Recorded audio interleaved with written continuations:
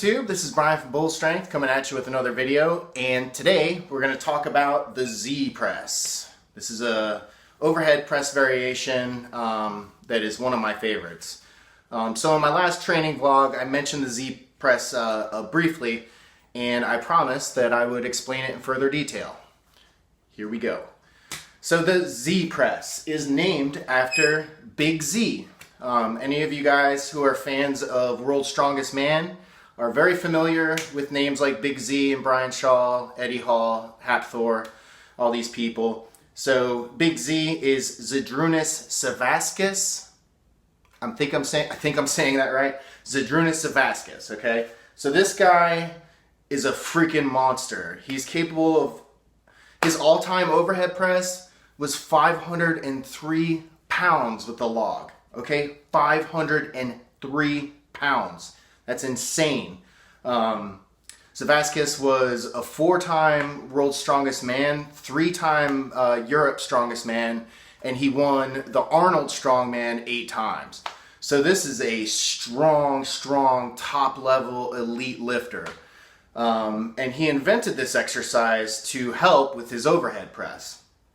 And basically what a Z press is an overhead press where your legs are not involved at all, okay? So if you're doing a standing overhead press, some of the cues that you would use to get the weight up is brace your core, activate your glutes, and squeeze your quads, okay?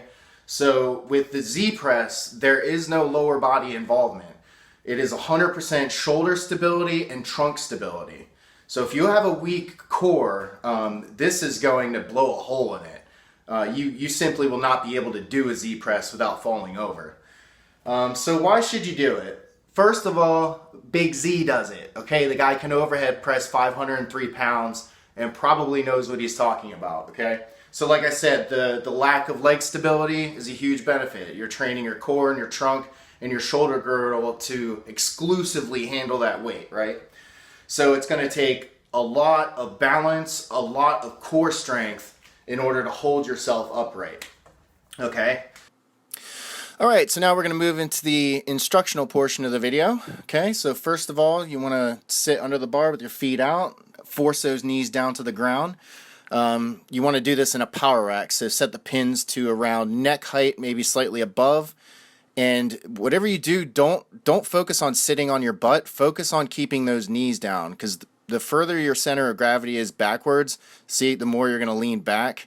And if I would have kept pressing like that, you know, I would have fell backwards. So if you don't have the mobility to get your knees down to the ground, you can try spreading your legs out like what I'm doing here.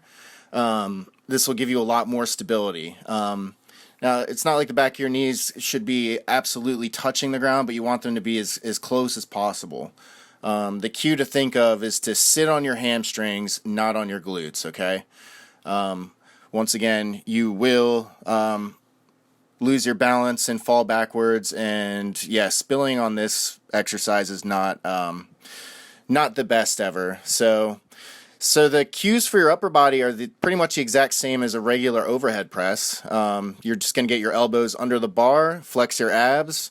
You're just going to force those knees down. Don't forget to do that. Sit on your hamstrings, not your glutes. And then you're just going to press it straight up, same as an overhead press. Yeah, just at all costs, I can't emphasize this enough, because there's no support behind you. And you're going to feel it as soon as you start pressing weight. Like you're going to want to fall back. So at all costs, try not to lean back. You can see here I'm wearing a weightlifting belt, which will help with core bracing if that's an issue for you. Alright, that's it for the video. I hope you enjoyed it. If you like the content, please give it a like, give me a subscription, leave a comment down below, and I'll see you in the next video. Peace out.